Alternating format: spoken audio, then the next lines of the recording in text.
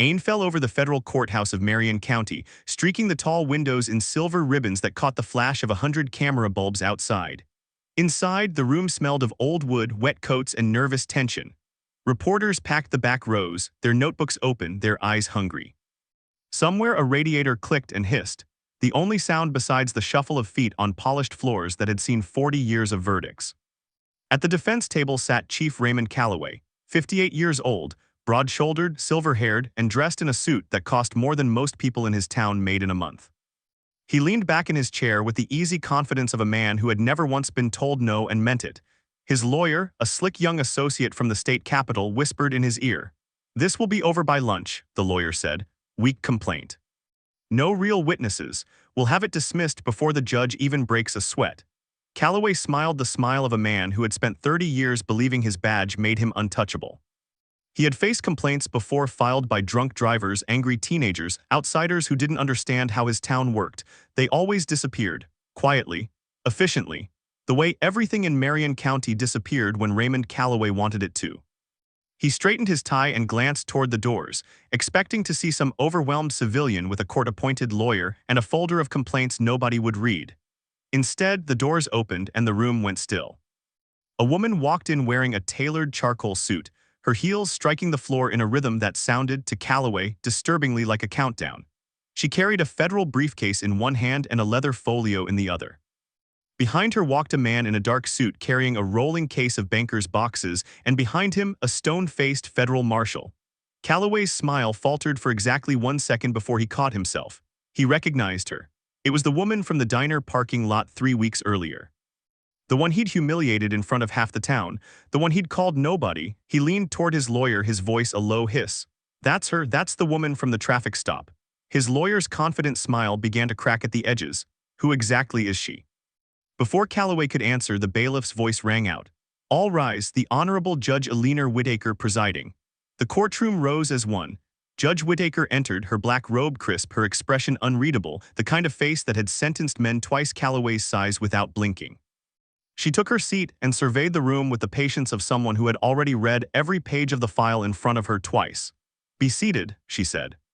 As the room settled, the woman in the charcoal suit set her briefcase down at the plaintiff's table, opened it with a soft click, and looked directly at Raymond Calloway for the first time since she had walked through those doors. There was no anger in her eyes, no triumph. Only a calm, terrible certainty. The look of a woman who had waited a very long time for this exact moment and intended to use every second of it. "Chief Calloway," Judge Whittaker said, glancing at the file, "you are being sued in federal court for violations of civil rights under color of law. Before we begin, I want to remind everyone in this room that this proceeding will be conducted with full seriousness. Mr. Mercer, you may call your first witness." The man in the dark suit rose. "Thank you, Your Honor. The United States calls Special Agent Marion Ellis to the stand." Calloway's stomach dropped. Special agent. He had spent 3 weeks telling himself she was nobody, a drifter. An outsider who didn't know her place. And now he understood, with the sick, sliding horror of a man watching the ground open beneath him, that he had made a catastrophic mistake. He had no idea, not yet, exactly how catastrophic. 3 weeks earlier, the town of Marion Hollow had looked like it always did on a Thursday night, quiet, orderly, and entirely under the control of one man. Marion Ellis drove into town just after 9 p.m. Her sedan's headlights cutting through a light mist that clung to the two-lane road like a held breath. She had rented the car in the next county over, deliberately choosing something unremarkable, a gray four-door with out-of-state plates. She wanted to see Marion Hollow the way an ordinary traveler would see it, not as a federal investigator, not yet. She was 34 years old, calm by nature and calmer by training, with the kind of quiet posture that made people underestimate exactly how much she was paying attention. She wore jeans and a plain jacket that night, her badge and credentials locked in a case in the trunk. She wanted the town to show her its real face before it had a chance to perform for a federal agent. Marion Hollow gave her exactly that. She stopped at a diner on Route 9 for coffee before checking into her motel. And it was there, in the gravel parking lot beneath a buzzing sodium light, that Chief Raymond Calloway's cruiser rolled up behind her rental car and killed its engine. She noticed him before she saw him, the particular way the gravel crunched under a man who expected the world to move out of his way. "Out-of-state plates," Calloway said, stepping out of his cruiser with his hand resting on his belt, not on his weapon, but close enough to make the message clear. Two other officers, drawn by his presence the way deputies are always drawn to a chief who wants an audience, drifted over from their own cars. We don't get a lot of strangers passing through this late. I stopped for coffee, Maya said evenly. Is that a problem, officer? Chief, he corrected, tapping the badge on his chest as though she should have known. And around here we like to know who's driving through our town after dark. A small crowd had begun to gather near the diner's window, a waitress, two truckers, an old man in a booth who set down his fork to watch. Calloway seemed to grow taller with every pair of eyes on him. License and registration, he said. Maya handed them over without a word. He studied them for far longer than necessary, then handed them to the younger officer beside him, a rookie, barely into his 20s, whose name tag read T. Reed. Officer Reed glanced at the documents, glanced at Maya, and said nothing, though something flickered behind his eyes. Rental car, Calloway said, as though he'd caught her in a lie. Where you headed exactly? That's not something I'm required to tell you, Chief. The word required seemed to strike something in him. His jaw tightened. You know, girl, in my town, folks who got nothing to hide don't have a problem answering a simple question. Maya didn't flinch. She had heard versions of this sentence in a dozen towns, from a dozen men who mistook a badge for a birthright. I'm not required to answer, and you're not required to search my vehicle without cause. Are we going to have a problem, Chief Calloway? His name in her mouth, calm and unbothered, seemed to enrage him more than any insult could have. He stepped closer. Pop the trunk. No. Pop the trunk, he repeated, or I will have it towed and searched at the impound lot, and you can explain to a judge why you were so uncooperative with a lawful investigation. There was no lawful investigation. There was no cause. There was only a man who had never once been told no in his own town, standing in a gravel parking lot, demanding obedience from a woman he had decided, in the space of 90 seconds, did not deserve dignity. Maya popped the trunk. Calloway rifled through her bag with a rough, careless hand, tossing aside a folder of what looked like ordinary travel documents, cracking the corner of a laptop case against the bumper as he shoved it aside. He found nothing because there was nothing to find. Her real credentials were locked in a hidden compartment beneath the spare tire, a habit built from years of field work. Nobody special, he said finally, slamming the trunk shut. Just another nobody passing through, thinking she can talk back to a chief of police. He looked at the small crowd gathering near the diner window and raised his voice, playing to them the way he always did. Y'all see this. This is what happens when outsiders think they can come into our town and disrespect the badge. The old man in the booth looked away. The waitress crossed her arms. Officer Reed stared at the ground. Maya said nothing for a long moment. Then quietly, in a voice that did not shake, she said the words that would echo through the rest of Chief Raymond Calloway's life. We will meet again, Chief Calloway. He laughed a short, ugly bark of a laugh and waved his officers back toward their cars. Sure we will, sweetheart. Get out of my town before I change my mind about that tow truck. Maya got back into her car. Her hands did not shake as she started the engine. She did not cry. She did not curse his name. She drove 3 blocks. Pulled into the empty lot of a shuttered hardware store and sat in the dark for a long time memorizing everything. The badge numbers of the 2 officers, the angle of the diner's security camera, the exact words Calloway had used, the timestamp on her phone.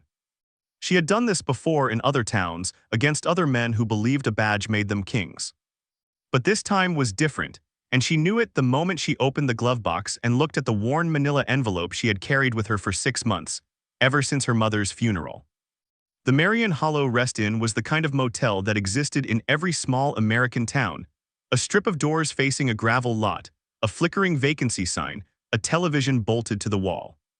Maya sat on the edge of the bed that night with the envelope open in her lap, the same way she had sat with it a dozen times before, never quite ready to look inside for long.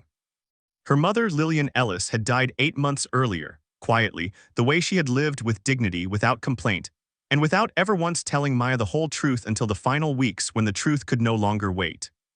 There's an envelope in my closet, Lillian had said from her hospital bed, her voice thin but steady. Behind the winter coats. Don't open it until I'm gone, Maya, promise me. Maya had promised.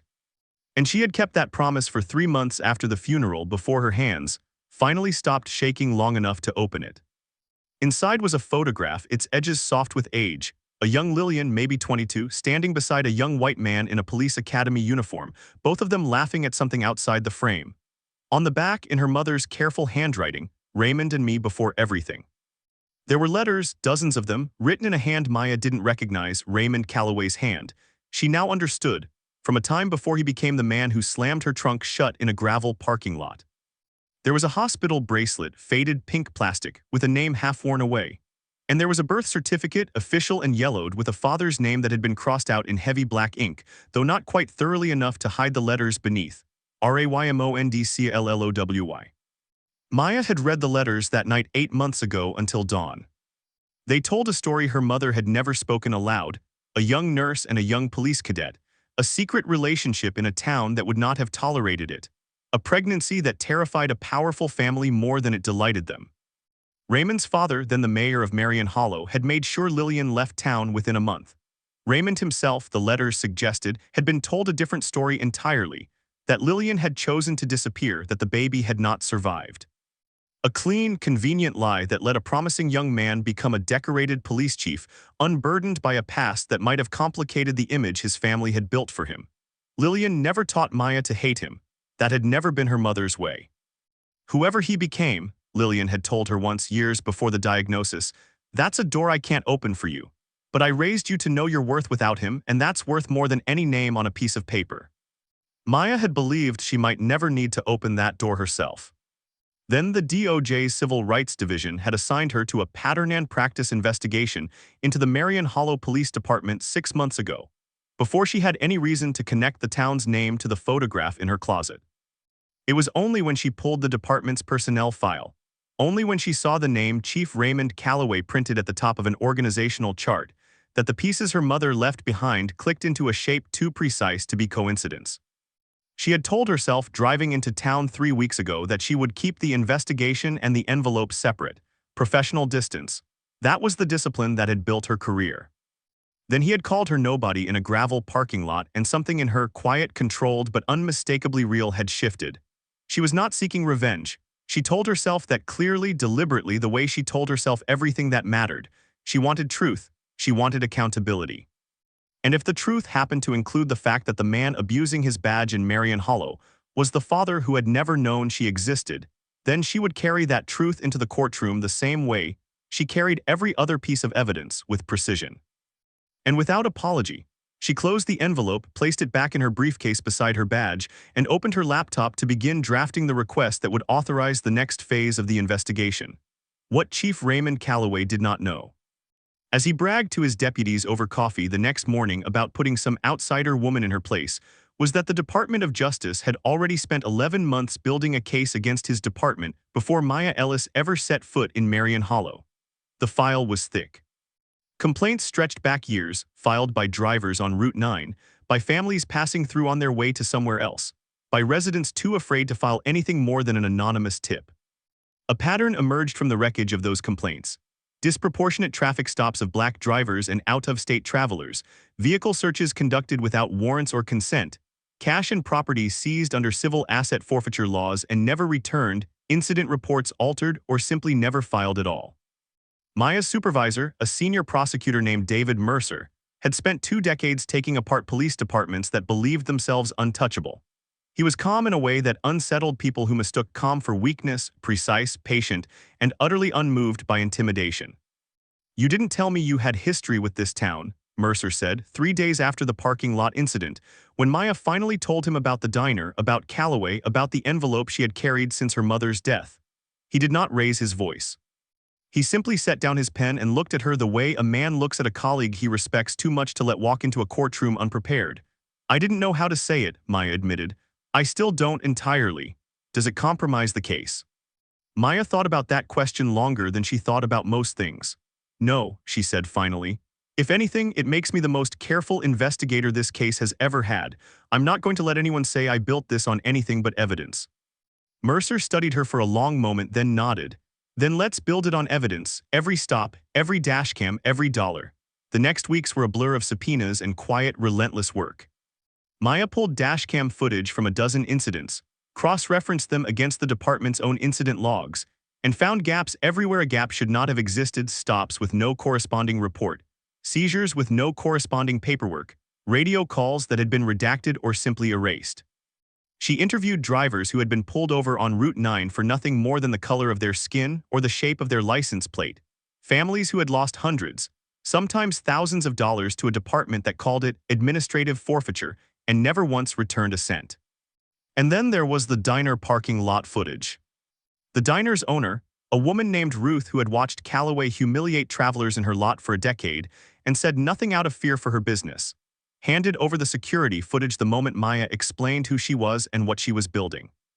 "I should have said something years ago," Ruth said quietly, her hands trembling as she copied the files onto a drive. "I'm sorry it took a federal badge to make me brave enough." The footage was clean, clear, and devastating, every word Calloway had said, every gesture. The trunk search with no cause, the raised voice, the word nobody, captured in high definition from 3 separate angles. The diner's camera, a nearby traffic camera Maya had subpoenaed, and most damning of all, Chief Calloway's own dashcam, which recorded not just the stop itself but the radio chatter afterward where he could be heard telling dispatch, "Just another one thinks she can talk back. Ran her plates for nothing, she's clean. Sent her on her way. Ran her plates for nothing." It was an admission, recorded in his own voice, that the stop had never had a shred of legal justification. Maya listened to that recording 11 times before she was satisfied it was ready for court. Back in the present, in the packed federal courtroom, Maya Ellis took the witness stand with the same steady calm she had carried through every stop of the investigation. She raised her right hand, swore the oath, and sat. David Mercer approached with a slow, deliberate patience. "Agent Ellis, can you describe for the court what happened on the night of March the 14th, in the parking lot of the Route 9 diner in Marion Hollow?" Maya recounted it plainly, without embellishment, without a single word of anger creeping into her voice. The stop, the search, the word nobody, the laughter. Reporters in the back row scribbled furiously. Judge Whittaker's expression did not change, but her eyes, sharp behind wire-rimmed glasses, tracked every word. "And at the time of this stop," Mercer continued, "were you acting in any official capacity?" "No," Maya said. "I was a private citizen. I had not yet identified myself to the department as a federal investigator." "Why not?" "Because I wanted to see how Chief Calloway treated an ordinary traveler without the influence of a badge changing his behavior." A murmur rippled through the gallery. Calloway's lawyer shifted in his seat. "Your Honor," Mercer said, "the United States would like to enter Exhibit 4 dashcam and security footage from the incident in question." The courtroom lights dimmed. On the screen mounted above the jury box, though this was a bench trial, the gallery watched with the same held breath a jury would have. The footage began to play. Calloway's voice filled the silent room, magnified by speakers that made every word land like a slap. "Girl, nobody, get out of my town." Then the recording of dispatch, "Ran her plates for nothing." Judge Whittaker's jaw tightened almost imperceptibly, the closest thing to visible fury the courtroom had seen from her in years. Calloway stared straight ahead, his face draining of color as he heard, played back to him in his own voice, in front of reporters and a federal judge, the words he had never imagined would leave that parking lot. "Chief Calloway," Judge Whittaker said when the footage ended, her voice cold and precise, "would you like to explain to this court what legal justification you had for that search?" Calloway's lawyer rose quickly. "Your Honor, my client will address that in his own testimony." "See that he does," the judge said. Mercer's next witness was Officer Tyler Reed, the young rookie who had stood silently in that gravel lot 3 weeks earlier. He walked to the stand with the stiff posture of a man who had spent every night since the subpoena arrived wrestling with a decision that terrified him. "Officer Reed," Mercer began gently, "were you present during the stop of Agent Ellis on March the 14th? "Yes, sir." "Did Chief Calloway have probable cause to search her vehicle?" Reed's eyes flicked toward Calloway, whose gaze bored into him with a warning 20 years in the making. Then Reed looked at Maya, calm, upright, unflinching in the plaintiff's seat, and something in him settled. "No, sir," Reed said, "he didn't." "Was this a common practice in the department?" Reed took a breath. Chief Calloway had a policy never written down, but everyone knew it. Target out-of-state plates, target rental cars, target black drivers passing through, especially at night, especially alone. He called it reading the room. He said folks like that wouldn't complain, or if they did, nobody important would listen. Reed's voice cracked slightly. "I should have said something a long time ago. I was scared of losing my job. I'm not scared anymore." The gallery was utterly silent. Calloway's hands, resting on the defense table, had begun, almost imperceptibly, to tremble. If the footage had cracked Calloway's confidence, what came next shattered it. Maya returned to the stand that afternoon, this time not as a witness to her own humiliation, but as the lead investigator presenting the financial audit that had taken the DOJ's forensic accountants 4 months to complete. "Your Honor," she said, opening a binder thick with spreadsheets and bank records, "the United States would like to walk the court through the pattern of civil asset forfeiture conducted by the Marion Hollow Police Department under Chief Calloway's command." The numbers, read aloud in Maya's steady voice, filled the courtroom like a slow-building storm. Over 6 years, the department had seized more than $3.2 million in cash and property from drivers, the overwhelming majority never charged with any crime.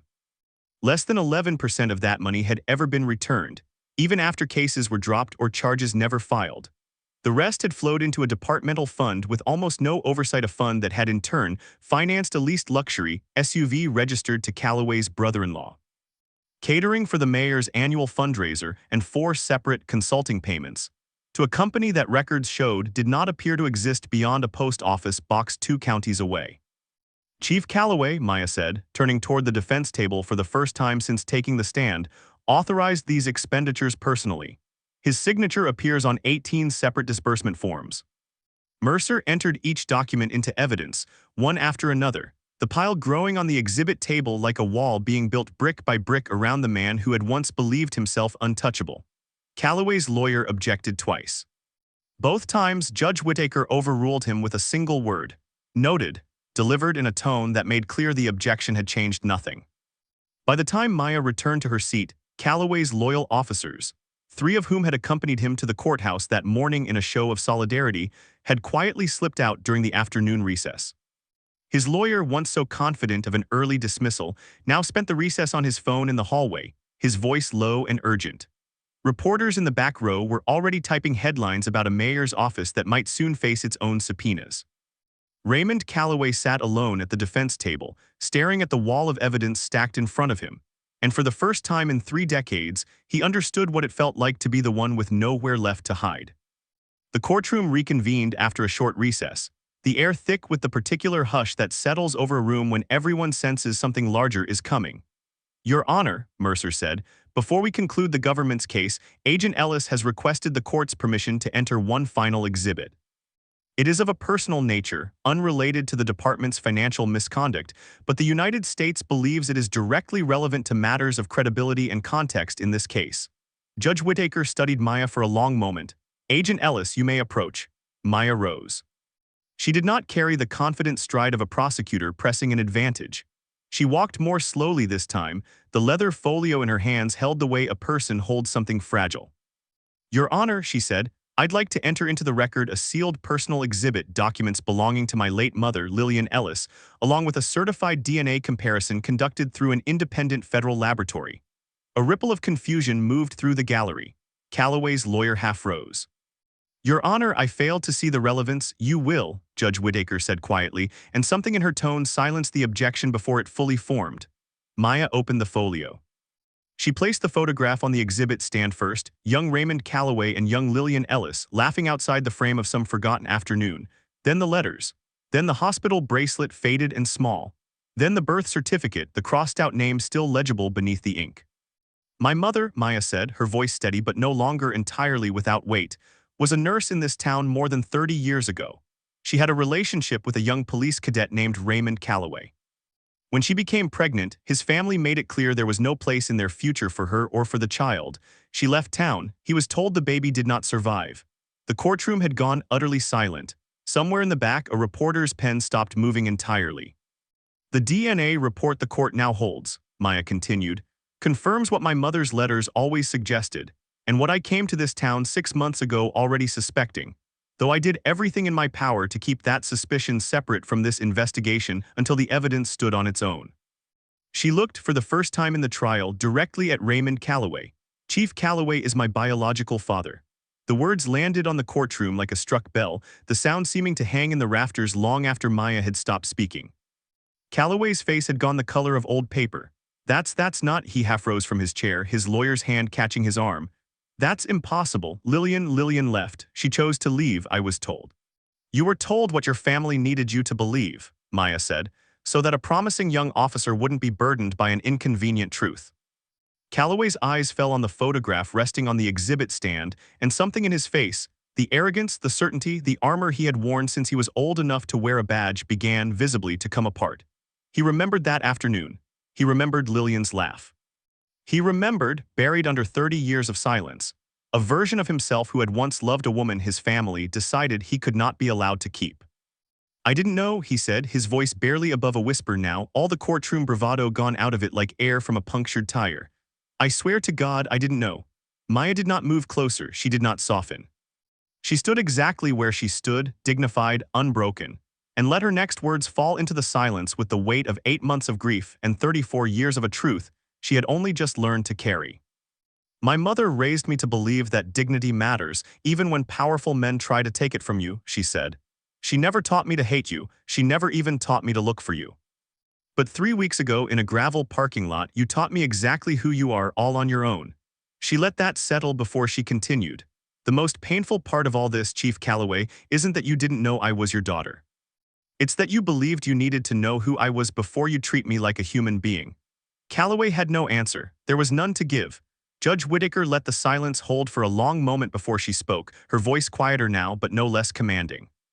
The court will take a 15-minute recess. When we return, I expect to hear the defendant's response to the financial evidence presented this afternoon. Agent Ellis's personal exhibit will remain sealed from public record beyond what has already been entered, at her request, out of respect for her mother's memory. When the courtroom reconvened, Raymond Calloway did not take the stand. His lawyer requested, and Judge Whittaker granted, a brief conference at the bench. What was said there was not audible to the gallery, but its result was unmistakable in the ashen look on Calloway's face when he returned to his seat. Judge Whittaker addressed the courtroom directly. In light of the evidence presented, dashcam and security footage documenting a civil rights violation, sworn testimony confirming a departmental pattern of racial profiling, and financial records establishing misuse of public funds under civil asset forfeiture statutes, this court finds sufficient grounds to refer this matter for further criminal prosecution. She turned her gaze on Calloway directly, and for the first time her composure gave way to something closer to open disgust. Chief Calloway, you swore an oath to serve and protect the people of this town without prejudice.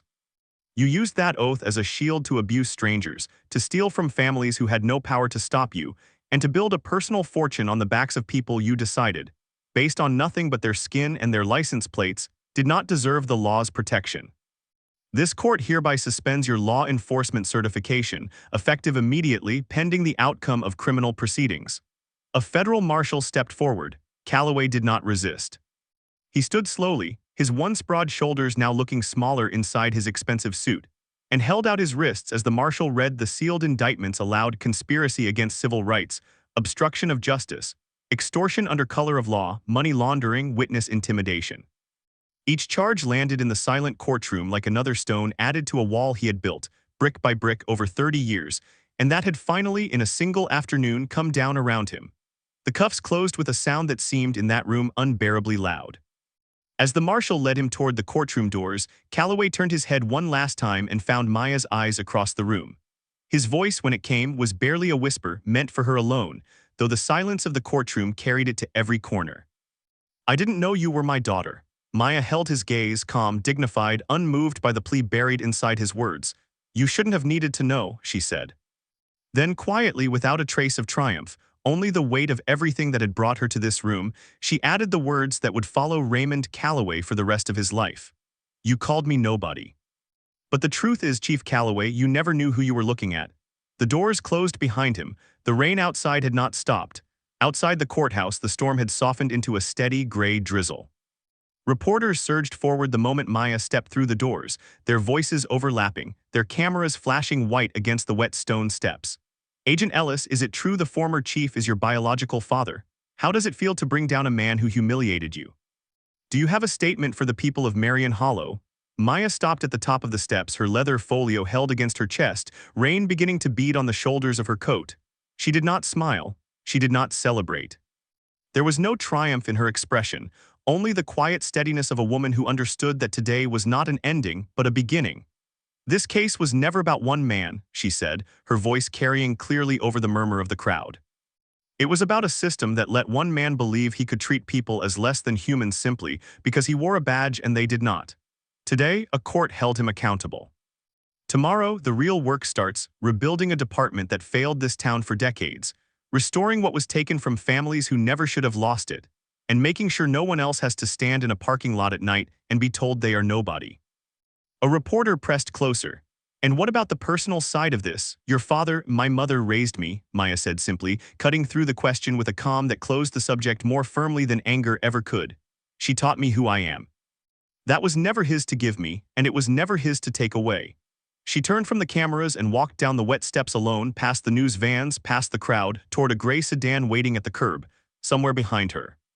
The courthouse doors swung shut on Raymond Calloway's 30 years of untouchable power, and somewhere in the folio pressed against her chest, an old photograph of two young people laughing outside the frame of history caught the gray afternoon light one last time before she tucked it away.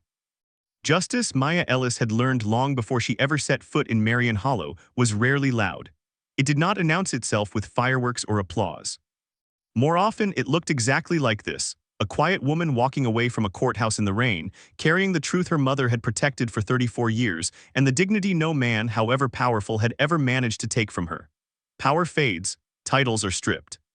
Badges are surrendered, but dignity, carried quietly and without compromise, outlasts every man who ever mistook cruelty for strength. That was the inheritance Lillian Ellis had left her daughter, and it was worth more than any name that had ever been crossed out on a piece of paper.